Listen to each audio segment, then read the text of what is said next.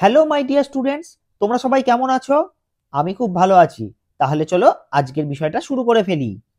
আজকে আমি তোমাদেরকে পড়াবো ক্লাস 2 এর আমার বই, পৃষ্ঠা নম্বর 3, বনের পথে। তোমরা সবাই বই খুলে ফেলো ঝটপট। দেখো, আলিবাবা কচ্ছিত এ পথে আসে। কচ্ছিত এ পথে আছে মানে কখনো কখনো এই পথে আছে। ঘন বনে এগোনো শক্ত, ডালপালায় ধাক্কা দিয়ে ঘোড়া এগিয়ে চলে। শুক্লা তিথির চাঁদের আলোয় ভাসছে চারপাশ। ভয় হয় বনের পথ না জানলে বিপদ, তবে মাথায় সব সময় ঘোরে সেই চিচিং ফাঁক। যারা আলিবাবার গল্প শুনেছো তারা এই চিচিং ফাঁক বিষয়টা তোমরা অবশ্যই জেনে থাকবে।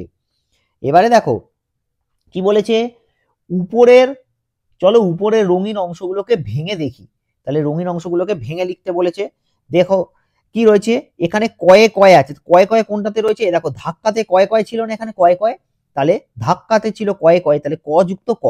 তারপরে দেখো কয়ে তয়, দেখো এখানে ছিল শক্ত, কয়ে তয় ক যুক্ত ত। তারপরে দেখো কয়ে বয়, দেখো কচ্ছিত বানান, কয়ে বয়ে চয় হস্যই খণ্ডত্ব, এই যে কচ্ছিত, তাহলে ক যুক্ত ব। আর শুক্লা কয়ে লয়ে আছে, দেখো ক যুক্ত ল। ঠিক আছে, তাহলে তোমরা এটা বুঝতে পেরেছো। এসো এইরকম আরো নতুন কথা শিখি। তাহলে নতুন কথা আর কি শিখবো?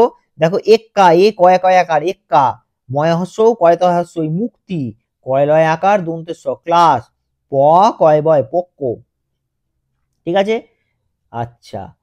এবারে দেখো কি বলেছে, ঘর পূরণ করি, তালবস্য যুক্ত কয়ে তয়ে, তাহলে কি হবে? শক্ত। তালবস্য কয় তয় শক্ত।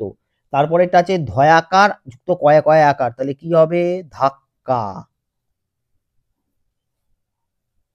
আশা করি তোমাদেরকে বোঝাতে পারলাম। আমি আজকে তোমাদেরকে পড়ালাম পৃষ্ঠা নম্বর 3। ভিডিওটা ভালো লাগলে অবশ্যই ভিডিওটাতে লাইক করে দিও, আর আমার চ্যানেলের সঙ্গে অবশ্যই তোমরা জুড়ে থেকো।